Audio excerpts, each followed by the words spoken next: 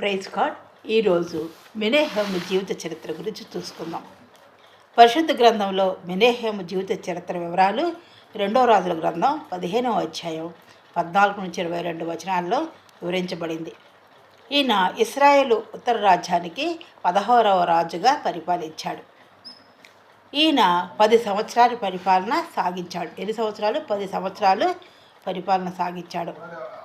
ఇతను క్రీస్తు పూర్వం 752-742 కాలంలో పాలన కొనసాగించాడు. ఈయన గాది కుమారుడు. ఇశ్రాయేలు రాజైన జకర్యాను చంపేసి కేవలం ఒక నెల మాత్రమే పాలించిన షల్లూమును మెనెహెము తిర్సా నుండి వచ్చి హతమార్చాడు. ఈ విధముగా షోమ్రోను రాజధానిగా ఇశ్రాయేలును తన ఆధీనంలోకి తెచ్చుకున్నాడు. ఈయన క్రూరమైన పరిపాలన సాగించాడు.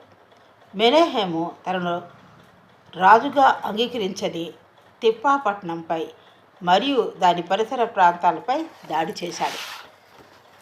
ఆ పట్టణాన్ని పూర్తిగా ధ్వంసం చేయడమే కాకుండా అక్కడ గర్భవతులైన స్త్రీల కడుపులను చీల్చి అత్యంత క్రూరంగా ప్రవర్తించాడు.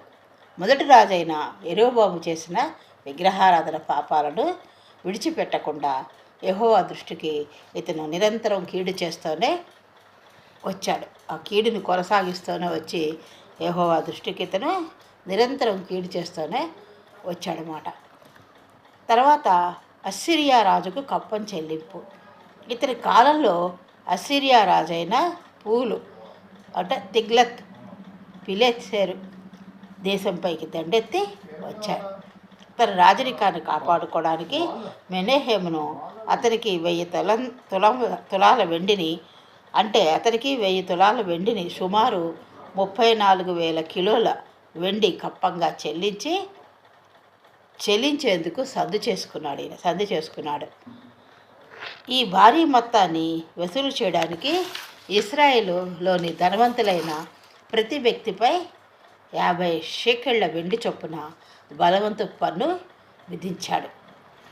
మరణం మరియు ఈయన వారసత్వం. మెనెహెము సుమారు 10 సంవత్సరాల దుష్ట పరిపాలన తర్వాత సహజ మరణం చెందాడు. ఇతని మరణానంతరం అతని కుమారుడైన పెకహ్యా ఇశ్రాయేలుకు రాజు అయ్యాడనమాట. ఈయన అసియా రాజుకు కప్పం చెల్లింపులో అసియా రాజైన పూలు దేశంపైకి దండెత్తి వచ్చాడు. తన రాజరికాన్ని కాపాడుకోవడానికి మెనెహెము అతనికి 1000 తులాల వెండిని సుమారు 34,000 కిలోల వెండి కప్పంగా చెల్లించే సంధి